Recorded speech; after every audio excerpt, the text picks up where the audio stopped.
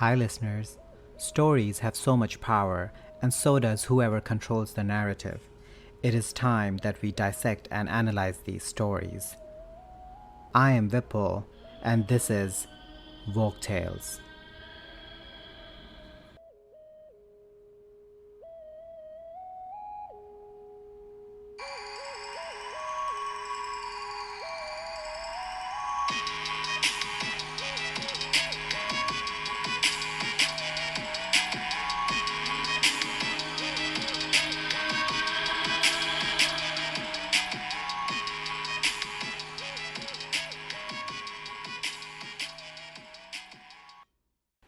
Hi, everyone. In fairy tales, it's mostly the dashing and charming prince who is the hero. But not always. Sometimes it's the princess. And the princess isn't always delicate, lovely, and in designer gowns. Sometimes she is in tatters. This is the story of Tatterhood. It's a strange story about sisters, witches, identity, and the dangers of eating flowers that grow under your bed. On that note, it's story time.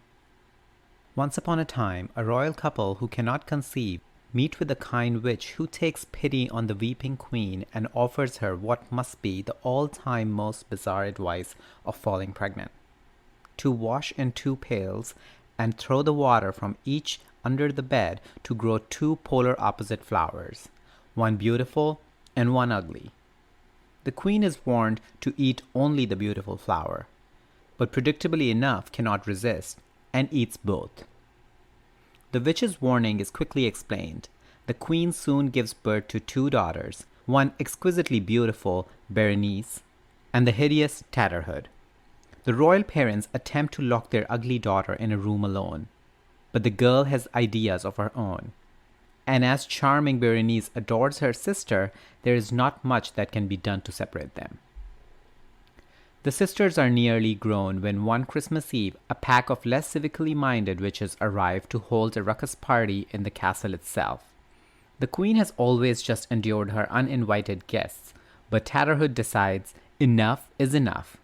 Instructing her mother to lock all the gallery doors, she heads off to battle with nothing but a wooden spoon. Amazingly, she is winning, but her mother has a history of ignoring advice. A door to the gallery has been left unlocked, and Berenice comes into the room to find out what is going on.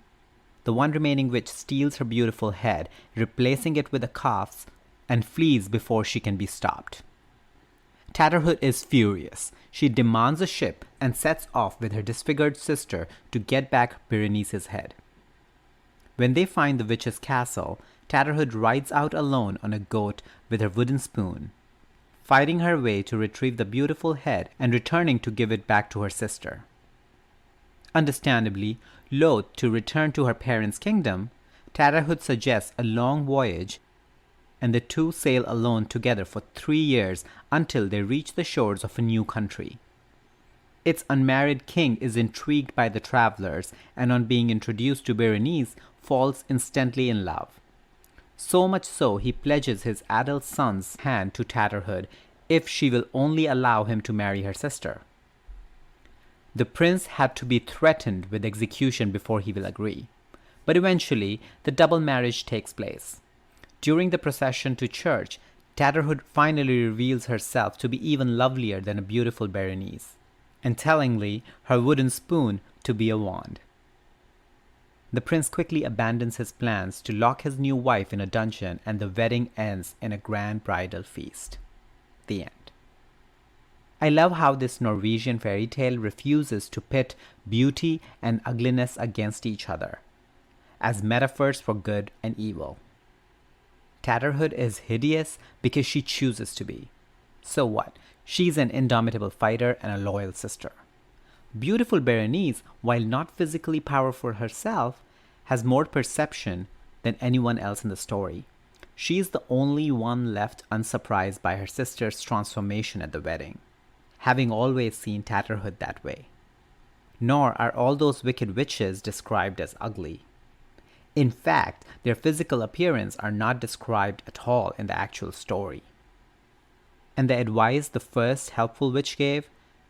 The queen floated it and things turned out Okay, anyway, I don't know if there's any other fairy tale I've ever read where that's the case. Life isn't set in stone.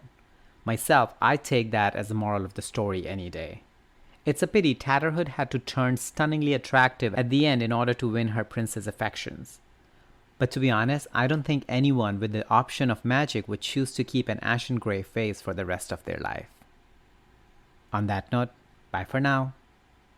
Let me know your thoughts on the story and our discussion by emailing me on woketalespodcast@gmail.com or through social media at woketalespodcast on Instagram and woketalespod on Twitter. And please rate, review, and like Woke Tales Podcast, and don't forget to subscribe so you can easily access our weekly stories.